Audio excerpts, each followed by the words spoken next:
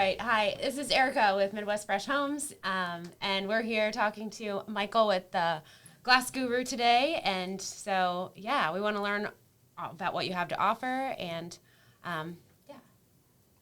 That's my cue, I guess. No, well, I want to. Okay, so I want to start with this. You want to so start with I the pet think door this stuff? is awesome. Okay. Yeah. Fair enough. And I don't think many people know about it. Okay. So just hit them hard from the beginning because Sure. I just learned about this myself, and I think it's super cool. Yeah, no, it is super cool. You're absolutely right. So, hello, everybody. I'm Michael with the Glass Guru. And Erica wanted me to show you right away what we're offering right here. So this is a sample, if you can imagine this as a sliding glass door. We do, through the glass, pet doors. So if you're familiar with having a pet in your home and having to get them outside, of course, they're barking at you 12 or 14 times a day to pull that sliding door back and let them outside. We have the ability to take your existing sliding glass door, we can actually do it through a hinged door as well, and replace the slab, the actual glass unit within the sliding glass door, with one that has a pet door assembly through it. And what that allows for is full use of your sliding glass door. So imagine this inside the existing door frame on the wheels and whatnot, in the sliding panel of your door. And of course, Fifi or Fido is able to come and go as they please out of this door. Had to do it. Yep. This particular door uses what's called the EnduraFlap, and it has a double-celled vinyl frame there, magnetic catch. You can hear it catching as it goes through. It does hold up well to those Kansas winds, holds up well to a great deal of abuse from the pets themselves. Another great thing about it is a fully serviceable unit, so you can get the parts from me or actually via the supplier's website as well, so as the flaps wear out, stain, things like that. It's a great piece of hardware. Folks love them. Multiple sizes. It's not just this size. This is the smallest door that we have available that goes through the slider. There's a medium, a large, an extra large, and we actually have 3 other manufacturer models that we sell. This one is our most popular one from a company called Pet Door Products, but we offer the Security Boss line, we offer Hale, we offer Plexador as well. And they vary in how they construct their doors and customization, and also in the manner that by which we go through the glass. We can actually do, this is called a T-frame installation. We can do an H-frame installation. We can do a completely clean installation where we go just through one corner or through the center of the glass as well. So That sounds really, I love to see pictures of that. I'll have to maybe post some of different options because I can see how this would be really cool looking if it didn't have this or It absolutely is. It's really all about, I don't go in with an agenda. I go in to meet the customer. I go in to meet their pets. And it really depends, because sometimes you have customers that have a small dog and a large dog, and that changes the dynamic a bit. So I need to see the door, the customer, the pets, the installation, so that I can do a personal consult with them and then design a solution that meets. One of the most interesting solutions that I've done for a customer, they have a beautiful home up in the moorings, and if you're familiar, those homes have patio doors that lead out to a dock. Well, they didn't want the pets, the dogs, to be able to go out to the dock area through the normal patio door install. So what we actually did was they had 3 casement windows further down in the living room area that led out to a small grassy area. So we actually removed a window and glazed a pet door through the bottom half of that glass, and then we had custom ramps designed because the window itself came up about 12 or 14 inches from the floor. They had a smaller, older dog as well as a large one, so we had 2 custom pet ramps designed that ramped up to the window and down the outside for that solution for that customer. They've been very thrilled with it since then. So photos of that are available on our Facebook page. So Yeah, we can if check you go them to out there. if you go to the Glass Guru Wichita Facebook page and you go to our photos, there's a We'll doc. link that too on the post. Great. here. Yeah, there's an album there full of I typically try to keep updating it with any unique installs that we've done there, but it shows kind of a good sample of the different installs that we've done. Sound like very specially treated pets. They are, but you know, I'm selling freedom Yeah. for the pet, freedom for the homeowner. So Right. this way, You don't have to let 'em out. it gives, you know, we're all real busy, and our homeowners, you know, they want to have the flexibility of not worrying about, hey, I didn't get home at 5 o'clock to let Fido out, and coming home to find, you know, something there. So it gives the homeowner the flexibility, the pet gets to come and go, everybody's much happier. and you don't have to go out in the cold. You can be like, there you go. Don't have to go out in the cold. And of course, the other great thing is you still have full use of your sliding door with this application. So we have a lot of homeowners that already have those compression inserts that they use in their sliders. And the unfortunate part of those is that they take up all the room of the door, first of all, because if you've got a 5-foot door, you put a 12 or 14-inch compression insert in there, you can no longer get out the door, let alone with a big plate of hamburgers heading to the grill. So you actually gain full use of your door here, and it also allows the door to seal. The door, your doors, when they close, they actually seal in the middle. There's a J channel on your sliding glass door that most people aren't aware of until they can't close it anymore and feel a huge cold draft coming from the middle of the door. Okay. So it actually allows the J channels to meet in the middle and seal, and of course the actual latching side of it to seal as well, unlike the compression fits. So, and this just has a security panel. And all of our models have a method of actually securing the door itself, so that in the evening, if you don't want Fifi or Fido going out, you can throw the panel over the top so that nothing goes in, nothing comes out. I always like to ask general price range too. Sure. So- General price range on these. It is a luxury item, no doubt. Most of our, typically we start around $1,200 for some of the smaller glass installs, and range on up to $2,800 to $3,000. I'd say probably 80%, 8 out of 10 of our installs are falling right in that $1,300 to $1,400 range. The most typical 5 to 6 foot patio door, which is what most people have, is a 5 or a 6 foot vinyl door.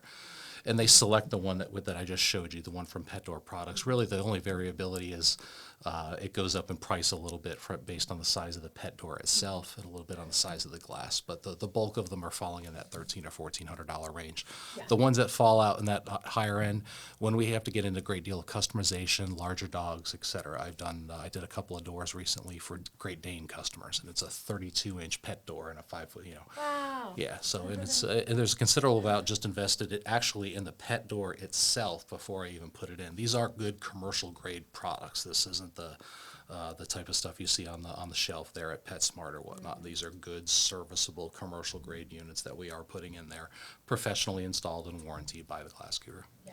I'm also curious, what could you do for a customer that has an older home? So my house, for example, was built in the 1870s, although the sliding door that's on it, you've seen, Erica, it's probably from the 1970s. Mm-hmm. And what Bronze could metal? you do? No, it's actually wooden. It is wooden. Okay. Wooden with some metal hardware on it. Mm-hmm. So I'm curious, do you see that a lot? So I've done some wooden doors, so long as the glass unit is removable and serviceable. So if you were to Okay. call me, like if you chucked a piece of rock with your lawnmower, went through your Right. sliding glass door, you'd call me up to come and replace that glass. And so And then long as this that would be glass an is, option. you're right. Most doors I encounter are serviceable in some way, shape, or form. There's got to be a way to get that glass unit out of there. Your door on the inside, most of them, if it's a double insulated glass, has something that looks like that on the inside of Yeah. it. 2 panes of glass glued to a metal spacer. This is called an insulated glass unit. If there's one of those on the inside of your door and that we can get out, then clearly we Yeah. can do it. Most of the wood doors I see, usually on the interior side, there's a piece of trim. We call it a stop or a wood bead, but you would look Right. at it and probably just say, oh, there's a piece of quarter round or whatever there that's nailed in and glued. Typically, that's the way we're getting that glass out, is we're going in very carefully with a very small pry bar. That makes sense. Gently starting to pull the nails back. A lot of times I have to shove a tool underneath there between the wood and the glass to unstick the adhesive or whatnot that's there. Slowly pull that wood out of there, and once we get all 4 sides out, we've exposed this edge of the glass. Then on the other side, where the glass is glazed to, we're scoring that glass unit off of the wood suction cups, Makes and we sense. pull it out, clean out the hole, prep the hole for the new assembly. In the case of our broken glass, we're putting one Right. of those back in. In case of the dog door assembly, it's going to be this or whatever it's the customer chose, and we're going to be putting back Makes sense. in there. Okay, that's cool, because as we get into the summer, I know I want the dogs to be able to get out more. Sure. And right now, with the setup that we have, Right. they can't do that unless Right. somebody's there to let them out, or we leave them out. And and of course, if that door isn't right for you, we we do full patio door installation as well. So I do have Okay. customers that I work with. I just did a patio door installation for a good real estate customer of ours who she actually did we did a pet door installation for her in her 3-panel slider at a beautiful home she had down in Derby. And a few months later, she found their dream property to go elsewhere, and they decided to move a bit further out in the country. And when know she what got that's to like. when she got to her new home had the sliding doors were of the French door type, where they had the tall thresholds. Well, she has short, stocky dogs that have difficulty getting over that threshold. So she went ahead and bought a new sliding door with a low profile 3-inch frame on it that will put the pet door through that. So I've also got another customer we're in process of working right now, another 3-panel door where they've got an existing one and wanted something through that. So Something custom. the long answer is we do full patio doors, and if you That's don't good to have hear. if I'd you don't like have the to right have you out patio for door that, to yeah. accommodate a pet door, we can do the whole package for you. Cool. Yeah, I'll definitely have to have you out for that. Super, appreciate that. Yeah. I just had a question and I forgot it. Okay. A warranty. Is there any type of warranty with it, or There- does it need one? I don't know. No, it absolutely does. So like the pet door product that I was showing you actually has a 15-year warranty on it. There's a 1-year installation warranty from me on all of our work. And really, installation-wise, you'll know right away if we didn't do something right. So I tell customers when we do glass work and things like that is the first good rain you have, you'll know if we missed something or whatnot. And I think I've gotten one call as long as we've been in business on we had, someone had a little bit of water come in that we just went back out and toe sealed something and took care of it right away. And then, like I said, this product itself is 15 years. Okay. So real estate questions. Sure. I have a couple of those too. So people, they get scared when, they have questions about windows, right? Can we replace them? How hard is it? Is it expensive? Are quotes free? Kind of talk about what you do a little bit with windows. I'm assuming free estimates. Okay. So we have free estimates. What's the number one call or for something that needs replaced? So the number one call we get on the real estate side of things is foggy windows, right? So and it's what got flagged during the inspection process. So the inspector came to the home and he said we had seal failure. So there's a number of different ways that I get those calls that are described to us. Some people say the gas leaked out. Some people say the seal has failed. Or the windows are foggy or whatnot. They are generically talking all about the same condition, whether they're actually describing it properly or not. And so that's why I usually spend some time when I first get to the home, especially if I have the homeowner there and even the realtor there, to give them kind of my insulated glass 101 thing so that I can talk to them about, hey, Can I say that? sure. Every piece of glass in their homes, that are built probably in the last 40 years that have a double pane unit in there have something that looks roughly like that. 2 panes of glass glued to a metal spacer. And what can happen over time? Heavy. That one is particularly because it floats around in my bag. Most of the ones that are actually in your home Thinner glass? they use thinner glass, Okay. exactly. I was So like, dang, this is pretty sturdy. no, you're exactly right. So a lot of the ones you'll see in home, a lot of the ones that are being residential units will use what's called single strength glass, 3/32 over 3/32, or double strength glass, which would be a 1/8 or a 1/8. As we get into larger area of windows, the size, we might move up to a 3/16, or in this case, that's a 1/4 over 1/4 unit, as it's called. So we've got a 1/4 inch over a 1/4 inch for a total OA of 1 inch. So that's a pretty beefy unit. And if you had a larger Commercial. it is. This is commercial. So Okay. yeah, most of your retail storefronts use 1/4 over 1/4 glass and a 1 inch overall. It's called. So back to kind of what we were talking about there on the what the calls we get. The home inspector goes through and he says you've got seal failures on 3 windows. What does that mean? So as we were talking about, over time, due to thermal expansion, these windows will heat up, expand and contract on a small level. We also get a lot of wind load here in Kansas. No. Yes, believe it or not, especially on larger windows. You wouldn't be, the amount of force that goes on a large, Believe just it. like 6-foot windows is quite a bit. So these flex in there a bit. So over time, the adhesive that's bonding the glass to the spacer in between can deteriorate and fail. That's the seal that we're talking about failing. Now, when that happens, people say, oh, the gas leaks out. That's not entirely true. It's more in 90 something percent of the times, it's actually the gas leaking in. So when these are fabricated, the bulk of them are actually just made with atmospheric air on the inside. They're just sealing this together. They're drying it out. What maintains the insulating value is that dry airspace. So when the seal fails, it's actually moist atmospheric air getting inside of here and contaminating what was a nice dry sealed airspace previously. Well, once that happens, science happens. Okay, once we have water vapor trapped in this environment, it will look for the coldest surface to adhere to. So sometimes it's the exterior, sometimes it's the interior, but you will start to see some fogging and some condensation on the inside of the glass. Well, when that happens, try to rub it off, it doesn't work. People don't worry about it, and they leave it there for years. So a lot of the calls that I get, I'm looking at things, it's been that way a while, huh? They're like, yeah, how'd you know? Well, by the time I get the calls, significant staining has set in. So that water, as it sits there, has minerals in it, and you'll start to see some white pitting and drips and things like that, and staining. Calcium deposits and Exactly, stuff, almost yeah. to a point of opacity in some of the worst cases. It's clearly too far gone for us to do really anything effective with, other than I've got a few spots like that. other on than some of my replace the glass windows, so unit. yeah. Exactly. So a lot of folks call us because we do have a repair process for a small subset of windows where we actually drill into the glass and we use a chemical moisture removal process for cleaning the moisture out and venting the glass. It is, however, very nuanced, and I come and I qualify any of the glass we do that to. Most of the calls I get are almost immediately disqualified. As soon as that staining and things set in, there's not a lot I can do for that, because you would physically have to scrub on that like you were trying to get hard water stains out of your shower, except I'd need to be on the inside of the glass to do that, and I can't. Surgery on a window. basically. Exactly. And while it is physically possible to do that, it's just not practical to pull this apart. cost-effective, Exactly. I'd It's more, imagine, by yeah. the time you pay the labor and whatnot involved for doing something like that in the field, it's simply not practical to do. Other disqualifiers when it happens, like on your patio door, I can't do it on that because it's tempered glass. I can't drill into tempered glass. The safety glass would shatter. There's a certain type of spacer that I won't bore anybody with. But the last thing we can talk about is what's called the low emissivity coating, which a lot of our homes here, newer homes especially, if you've done replacement windows or you've had your home built probably in the last 15 years, your glass probably has what's called a low emissivity coating on it, or low E as it's commonly so.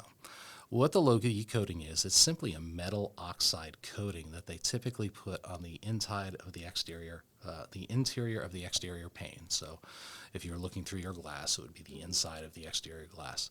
And what that metallic oxide coating does is it helps keep UV rays out.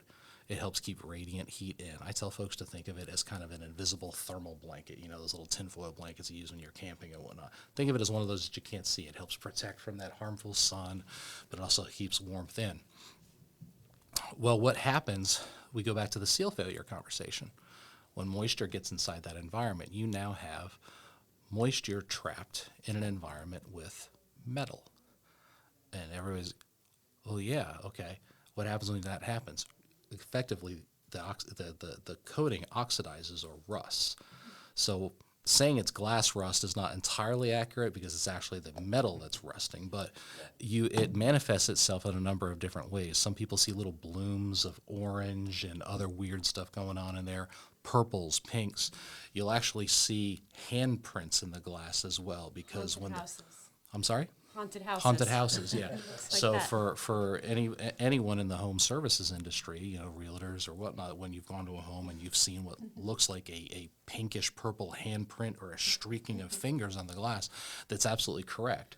It actually took place on the inside of the glass, and it is the coating, when they touch the glass during that manufacturing process, just that little bit of touch when the seal fails makes it appear during that. So you'll walk around the house and you'll see a handprint on there or whatnot. So You hear that, people? That's science. science going on, exactly. But when there's a low E coating on the glass and they fail, those cannot be repaired either. Those are straight glass replacement. So, you know, I do get quite a few calls to talk through our restoration process, et cetera. And I go out and I always go look, what's the least expensive way I can get you out of this? And I have 3 buckets. Can I restore the window, you know, via my moisture removal process? Then we're on to glass replacement. sometimes that isn't even the right solution, and then we're on to full window replacement, which I do. And what would make somebody move from glass replacement to window replacement? Probably the second most common call we get, wood rot. Okay. I was going to ask about that. Great lead in, right? Yeah. So, and that is one of those things, unfortunately, it's out of scope for my business because that's more of a carpentry thing. You know, when you get wood rot setting in. So first of all, let's address wood rot and where it's at. There's the window, and everybody just generically says window, but really to glass guys, the sash is the part of the wood that touches the glass. That's typically what you would move up and down or whatnot is the sash. When you get rot on the sash, it's not impossible to repair, but even the skill set required to repair that is more difficult than if it's on the frame itself. The window jams, the sill, the stool, things like that. There's those exterior portions of what everybody would just generically say it's the window, right? But there's a stool and a sill and jams and a header that are framing that. Those are more, I won't say rudimentary carpentry is the wrong word, but your typical exteriors and roofing and trim guy can typically work on those types of issues. But when we get into stuff that touches the glass, it becomes more difficult because there's glazing involved. There's also the interface between the sash and how it sits in there, et cetera. It's a bit more intricate. Again, it's not impossible, but as we talked about earlier, there's some things that are just too expensive to repair. It's just not practical. You look like you want to say something. You'd mentioned that's out of your scope. Do you have somebody that you typically refer that kind of job to in that situation for a customer? I don't have a great resource because it is one of those things. Again, there's a lot of it depends. And honestly, if I think your window is something that could be saved, you know, if it's just some stool and sill, I might ask, like, I've got a couple of window guys that do my window installs for me, and they can do some of that trim repair as part of what they do. Right. You know, when I go and look and we're replacing a window and I see a significant amount of rot in the stool, you know, I'm taking pictures of that and letting my window guy know, hey, it's probably a little stool replacement, and we price that in to doing that portion of it. But it's got to be, you know, we're back to that repair side of stuff, and you're being up in older homes is what I know where your head's going on that. Yeah. Those guys And I've got experience with rentals, which oftentimes are also older homes and have the wooden windows still. Those guys are hard to find because it's just labor intensive, and Absolutely. from a service professional end of business, it's difficult to make money just selling labor. You know, in all practicality, and I know some folks don't want to hear that, but Depending on what the skill is and exactly. what you can charge for it. Exactly. But in most service level businesses, be it your plumbers, trades, or whatnot, they're going to be looking to sell a product. That's how, you know, you get margin in the job and things like that. And I know, you know, folks don't like to hear about us making money, but we look at every job as to Right, you're an entrepreneur, and you have to exactly. feed your We're family. I get that. we're evaluating, you know, what can I get done on this job, and sometimes you're just better off moving on to How can you provide value Right. in a way that fits your business model? Absolutely. And but let me clarify that I never look at anything as to what's best for Michael. Okay, I always go into every job is what do I think is best for the customer, and that's the way I recommend it. That's why I have my 3 buckets that I can look at. And honestly, I'm very value driven. You know, with whatever I recommend, I try to find out where the homeowner is at in their process. If it's a seller, you know they're looking to spend as little as possible to flip the house, and but we're interviewing that, right? right. You know, Absolutely. that's what I'm getting during. I design a solution based on every situation. It's not just, you know, everything is you fix everything with a nail, right? With a hammer.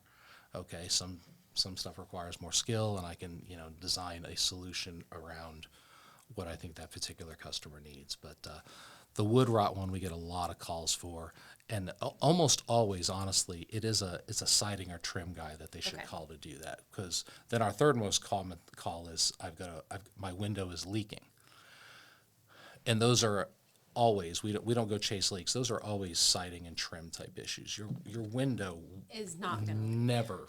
I mean, I've never seen one leak around the glass and things like that. It's always typically up here, the caulk, the flashing, the something somewhere, water gets up here above the header, drips down, and it manifests itself somewhere down in the bottom of the windowsill, and it's generically the windows leaking. So we get a lot of calls as a glass shop for anything window.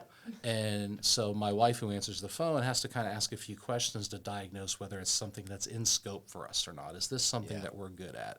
You know, if it's chasing a leak, no, you probably tell them, hey, you know, you're probably better off calling a siding or trim person or even just a painter, because you might just need a good scrape and caulk and things like that, versus an actual, you know, glass issue or window issue, something that we need to fix, hardware, things like that. So That's funny. I feel like you're speaking to me here. My home has the same problem there too. It's got south-facing windows that whenever it rains from the south, those leak. But like you said, it's not around the glass, it's around other parts, and Yeah. I just need to. So your home have there it in scraped and caulked. how old are your windows? Or Well, how was those the home? windows are original to the home, actually. Mm-hmm. So the ones that are leaking are original from So the they're 1870s. Okay, They're so very they're old. original wood sashes. They probably had cords. Yes. That help counterbalance and things like that. Well, actually, no. They're just panes. They're not ones you can even open. Oh, They're okay. up, and they go all the way up to the ceiling, which is vaulted in the living room, and it faces south. And it's only when it rains from the south that they leak. But Yeah. I gotta get that taken care of here. So. Yeah, you know, and now on older ones like yours, I'll throw the caveat that could it leak around if you've got what's called glazing that has come loose. I'm not sure. Your windows are likely what's called putty glazed, and that single pane of glass actually sits in a, you know, lack of better terms, a picture frame of wood, and then as the glass sits here, there's usually a mechanical point that is pushed in that helps hold the glass in, okay? And then there is it's an oil-based putty that actually gets tooled along the four sides there.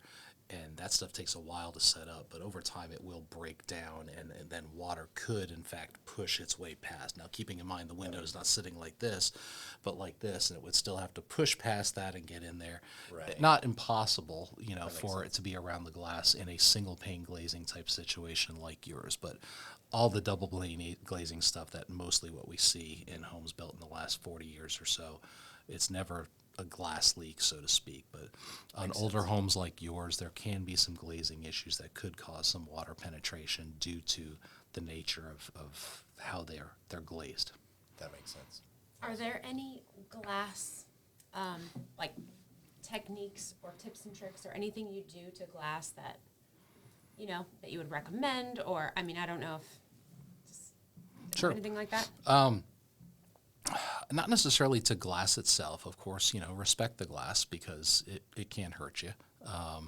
But windows, you know, your any operable windows, make sure, you know, I go to work on some stuff and folks are like, yeah, we haven't opened that in years.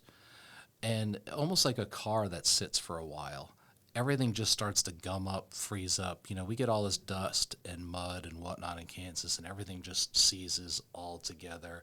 Oh, and then they painted it 3 or 4 times since then.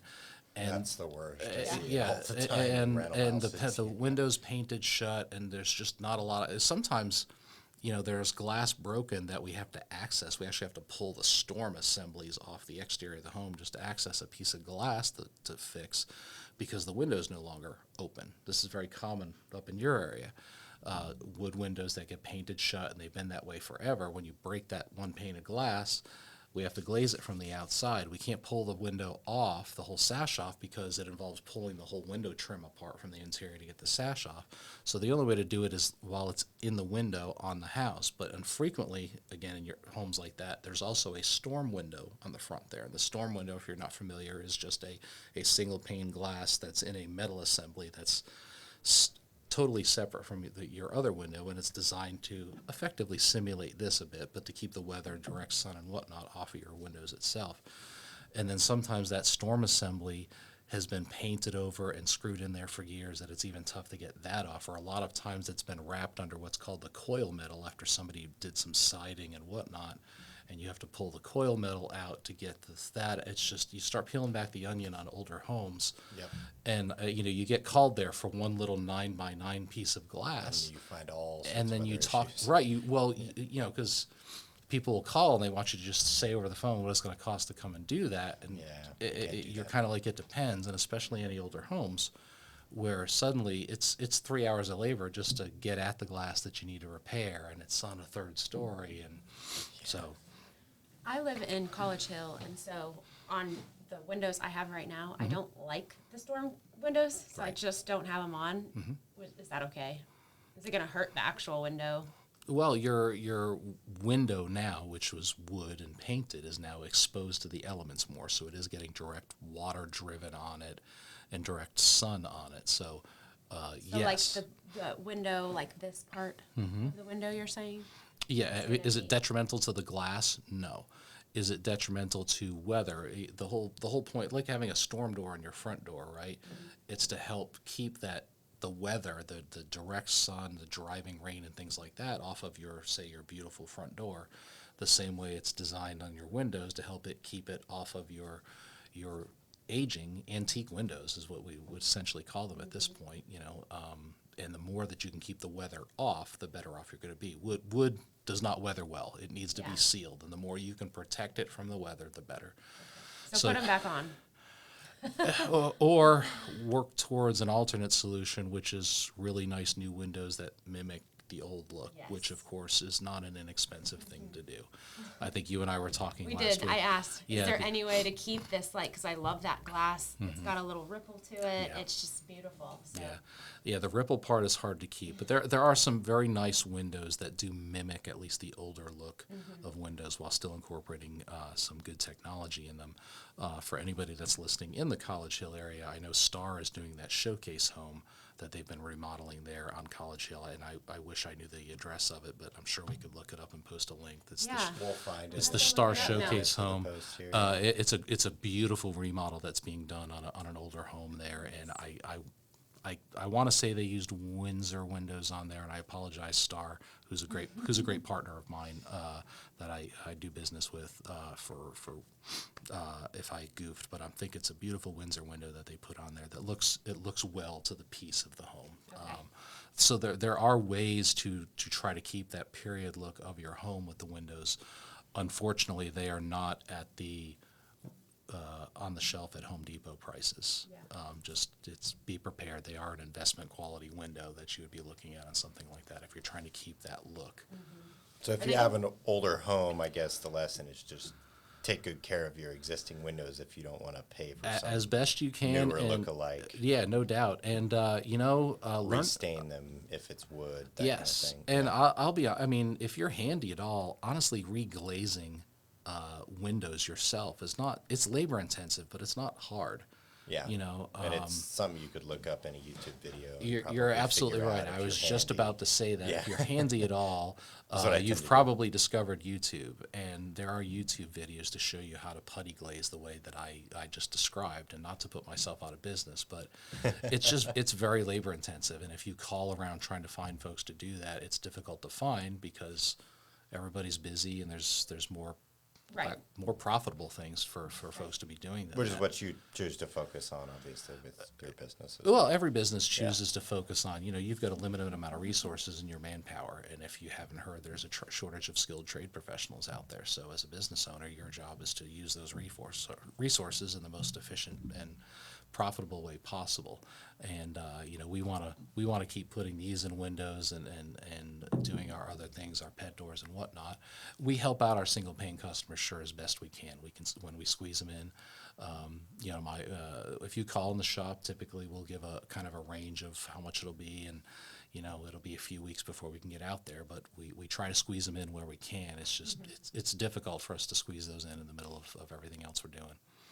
And this is the busy season, like you said earlier. It is the height. Yeah, so we just rolled it. As soon as the weather starts to warm, people start getting outside, looking at their homes, and they start looking to fix. And of course, even in real estate, right? Right. It gets busier, Selling, yeah. right? So if my business is directly correlates with real estate and people selling homes as well. So of course that we get busier there too, because when they go, we were talking about the inspection report before, right? So what the compelling.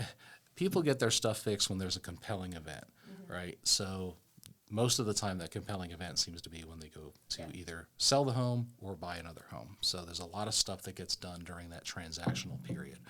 Otherwise, it's a remodel, or they just finally get tired of looking at that broken window or whatever has been going on there. So It's easy to just overlook when you live in a place, though. It's just it sure is, and I'm not trying to sound preachy. If you go to my house right now, I think I've got 2 failed pieces of glass on my house right now that I just haven't done yet. now, every person that we've talked to, I think, is like, well, I actually do this and recommend this one thing done, but Yeah, and as we were talking about. Like that. Yeah, and you were talking about the stuff before that we should be doing on our homes. Yeah. I mentioned I'm not even sure I got there, but go around and operate the windows on your home Operate the windows. regularly, if not a couple times a year. Open every. Make that Even if post just for too, safety, like bullet point like that. to make sure you can get out. if You're there's a absolutely fire or right. something. Operate every single window I on didn't your think home. about that. Yeah, Oh, absolutely. especially Yeah. and the a ones big the ones that I find a lot that are difficult to operate are actually the basement egress windows. Really? Most of those basement egress windows, they sit down in a damp area. They were all these inexpensive metal framed windows that went in. And the hardware starts to corrode and they're difficult to get open and whatnot. So yeah, you definitely want to go and operate those, a couple times a year. Just make sure they open and close properly. And if you need help with those, of course, give the Glass Guru a call. We can sure help. I'm happy to say that's not an issue I have with my older home, thankfully. That's Those all open great. at That's least. great. But just go lift that sash up and down, slide it left and right. And the other thing to do, especially on your vinyl or any of them, is clean out the tracks in the hardware. As best you can. Take a damp rag, wipe things out. On a lot of your vinyl windows, there is actually a track you can clean out down the bottom. If you have sliding windows, especially, there's actually, and even in your sliding door, you can pull that track and scrape out the mud and dust and whatnot that settles down in there. I was wondering about that. They're super hard to clean. Yeah. I had a big sliding door in my apartment that I wanted to slide better. Mm-hmm. What do you think about adding, I was given this suggestion one time on a sliding door, putting baby oil in there. Is that, good or no? So let's talk. So here's a new topic: sliding doors. Sorry. No, that's quite all right. Just a question. We do a lot of sliding door repairs. So we get a call, my slider doesn't work well. Yeah. Almost all of those are fixed easily by us going and replacing the wheel set. Usually the wheels have seized up, they're gunked up or whatnot. The analogy I like to use with folks is that you don't see them going around the country putting grease down on train tracks. Yeah. No, they're greasing the wheel set. So when you have a slider that is difficult to operate, it is almost always related to the wheels have gotten gunked up. So there's just, typically on most of your sliding doors, it's either a single wheel set or even a pair of tandem wheels, so that you've got on your slider, you have up to 4 wheels that are sitting down there, and they're small metal ball bearing wheels. Well, over time, all that dirt and gnarly stuff that I said that gets down in there will start to gum up those bearings, and it'll get kind of crunchy as it rolls. So everybody's solution is it gets harder and harder. Oh, I just need to put grease in there. And they start squeezing grease or whatnot in it. Well, all that does is attract the dirt and the pet hair and everything like that, and actually you'll fix it briefly, but then it exacerbates the issue because now you've got more stuff that's gunking Compounds everything it, up and yeah. compounds it, exactly. So And you got to clean it out. you need really. to get your track nice and clean, and if your door's not rolling well, you actually need to pull the door and replace the rollers. Now, if you can't do that yourself, which it is a difficult job, the doors are heavy and they're made of glass, you can call the Glass Guru at 440-4944 and we'll come and replace your wheels for you. We stock probably 10 or 12 different types of wheels on the truck, so usually we have them with us. And if for some reason when we go to pull the door to change the wheels, we don't have the wheels, we put the door back in and we get them. We don't charge you an additional service call to come out or whatnot. That's on us. We try to keep the bulk, but every now and then I run into a weird one. Yeah. It's only happened a couple times that we go back out and service it. Like 2 that are like brand new that I know of. Brand new. Didn't slide well. Interesting. They probably need adjustment. So now we're on to the second part of that equation, is those sliding door wheels that go in there are actually adjustable, okay? So your sliding door sits, if we imagine this is the door, it dives up, most of them. Some of them actually sit and you unscrew a panel and it just falls out.